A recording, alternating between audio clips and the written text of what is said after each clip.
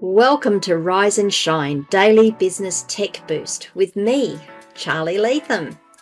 If you're a small business owner looking to simplify technology and get real, actionable advice from someone with 35 years of IT experience, you're in the right place. Every episode, I'll dive into tools and systems like email, CRM, marketing and tracking, and break them down into bite-sized tips you can use right away. Your time is valuable, so let's get straight to the point. It's time to work smarter, not harder. Rise and Shine. It's your daily dose of business tech inspiration with me, Charly Leetham.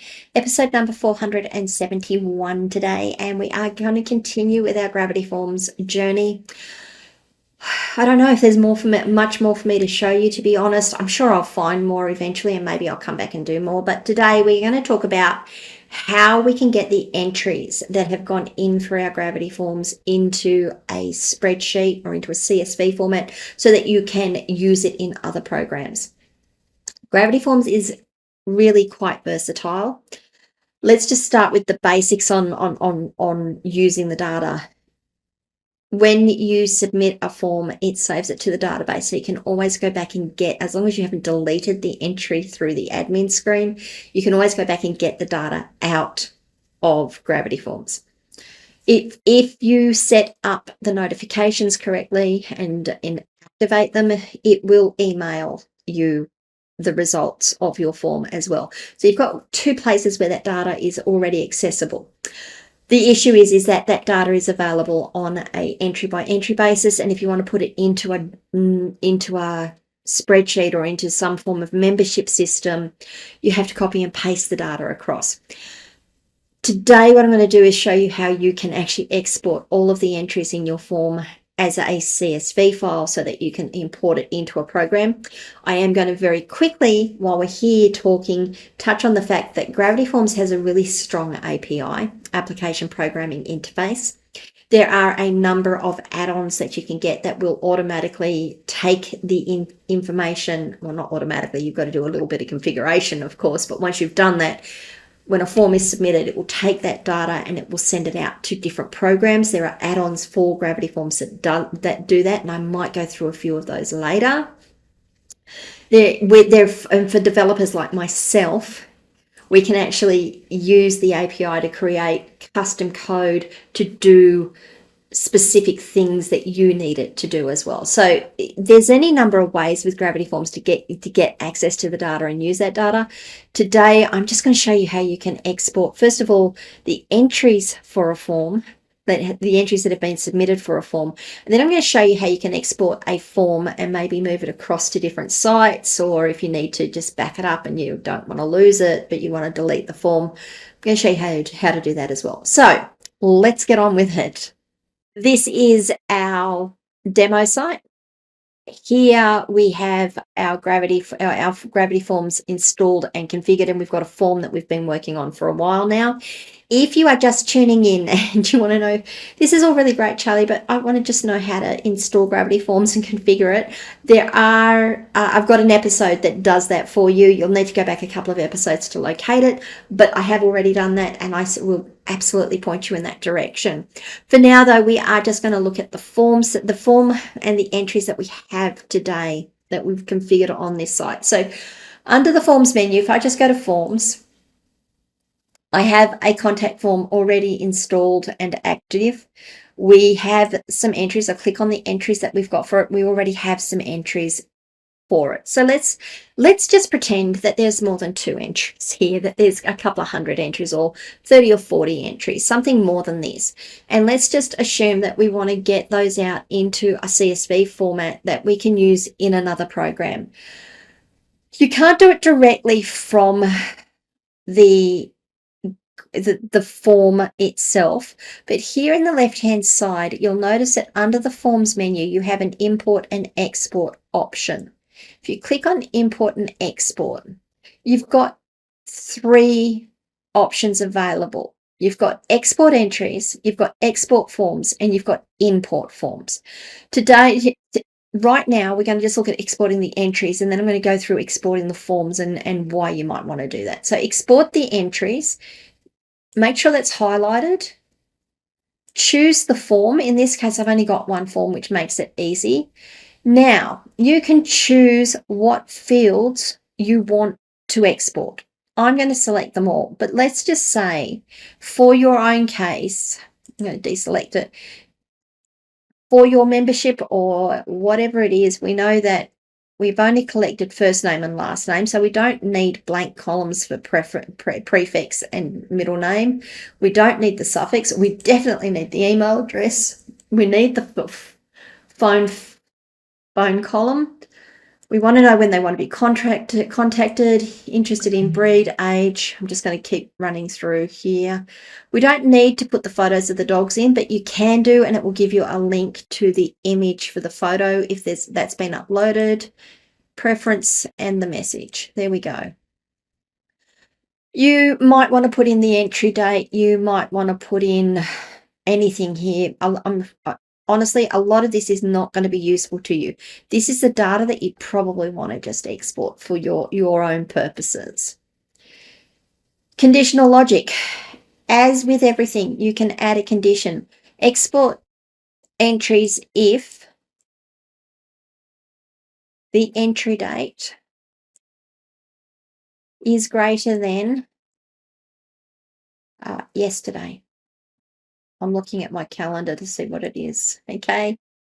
So you can say entry date is greater than yesterday. You'll see here too, we've got a date range. So what we can also do is, rather than have that there, let's delete that option. Let's say import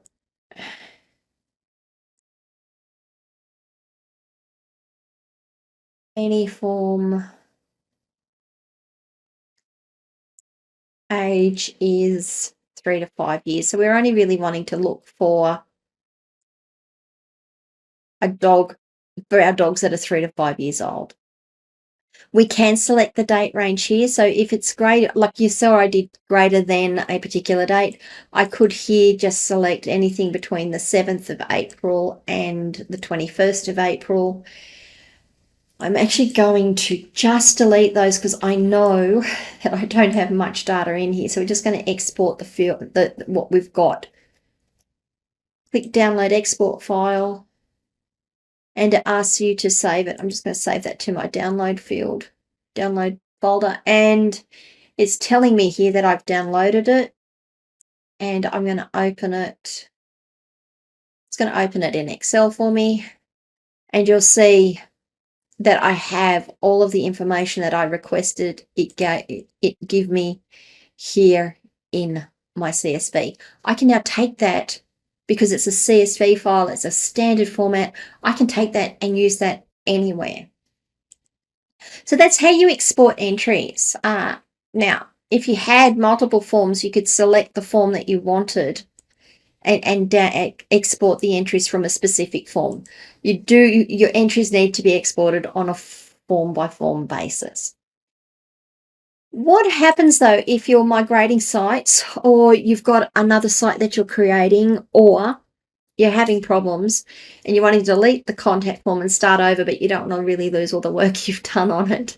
You can actually export the form itself so that you can then, on another site or on this site, use the import forms to bring in a form. So if you're a developer like me, or if you're running multiple sites and you know you're going to want that form across multiple sites, you can create it on one site, export it, and then import it. And to export a form, you just click on the export forms option, select the form that you want to, or select all the forms, click download export file. You'll notice that it is a JSON export file, not a CSV. I'm not going to open it. It is tech gibberish. It is text, but it's in a format that really you've got to know how to read it to make sense. And then when I want to re-import that form, I can come down here to import. I can choose the files I want to import. If you've used images on the form at all, it will import them into your media library, and then you can click import. Now, what happens if I do this? Let's go and have a look, because I've already got a contact form. If I go to forms now, it's imported it as number 2, and you'll see, contact form bracket 1, because it gave it a new name, because I already had a form name that was called contact form, and it's got no entries, it's got nothing with it, so it's starting over. And if I go and edit that new form, it looks exactly like the one I exported, just it's a new form. Okay, so a little bit more techy, a little bit more esoteric. You probably won't use the export form option often, if at all, but you will, I hope, use the export entries option more than you probably realize. I really wanted to show you how to do that. It's really important and really helpful to be able to do that.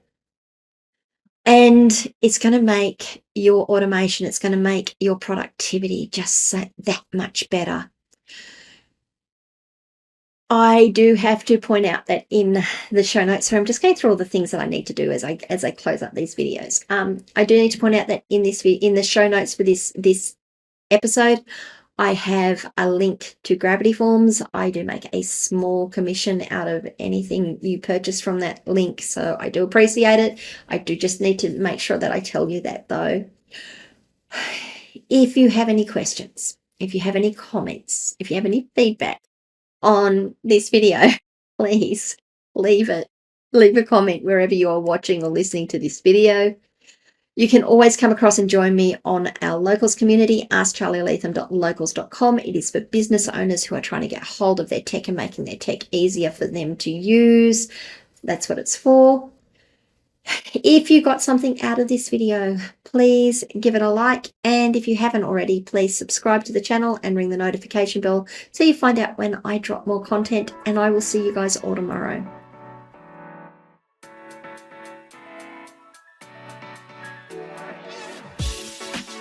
Hey there, thanks so much for tuning in to Rise and Shine, your daily business tech boost. I hope today's episode gave you some actionable insights that will make your business tech work smarter for you. If you found value, be sure to subscribe, leave a review, and share it with other small business owners who could use a daily boost. For more tips, tools, and resources, visit www.askcharlyleetham.com. Until next time, keep rising, keep shining, and let's make tech simple together.